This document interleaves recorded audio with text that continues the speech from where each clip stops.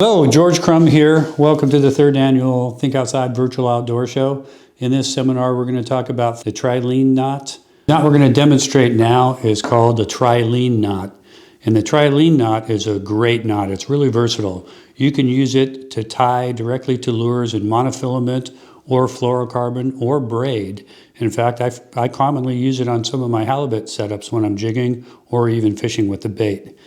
One of the advantages of the Trilene knot over, say, an improved clinch knot is you wind up with a doubled length of line going through the hook eye. And it's been shown that knots tied with this configuration tend to be considerably stronger than knots that only go through the hook eye once. So I'm going to demonstrate this now using this orange paracord so that you can see it. And this, imagine that this is actually the hook eye that I'm tying to. So you'll take your tag end and you'll thread it through the hook eye once, twice. You'll start to pull it tight, but don't pull it all the way tight. Leave a loop like this.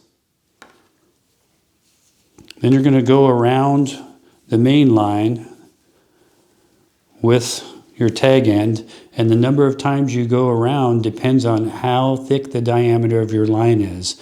If I'm using, say, 40-pound test mono, I'm only going to go around 3 times. If I'm using 8-pound test mono, I'm probably going to go around 4 or 5 times.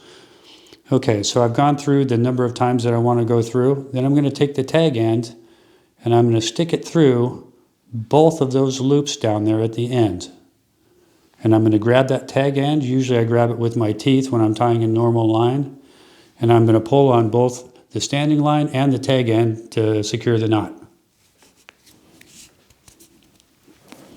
And when you do this, in the paracord, it's a little bit, it doesn't really want to slide very well. I would normally lubricate the monofilament or fluorocarbon or even braid before I pull it tight. But when you do this, what you should wind up with is a knot that basically looks similar to a clinch knot.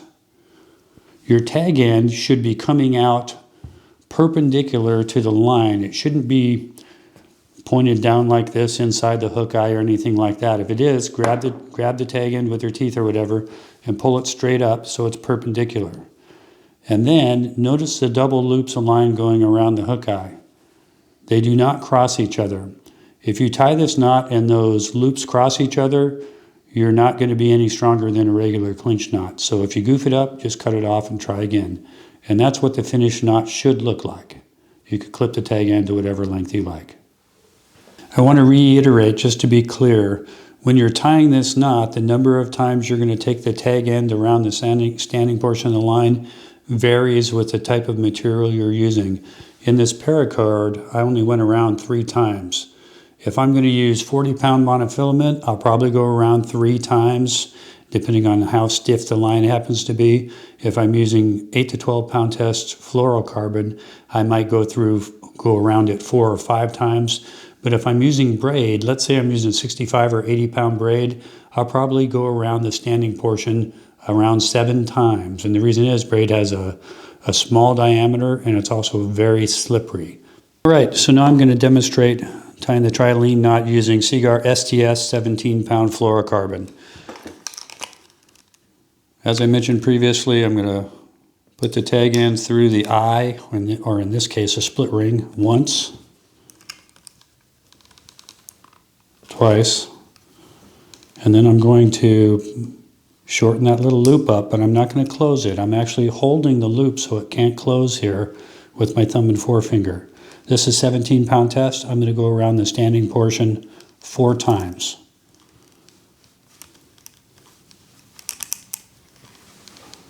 So there's 4 times around.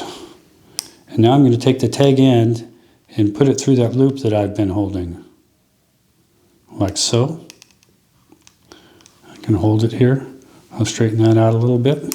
Before I pull this tight, I'll wet it. Grab the tag end with my teeth.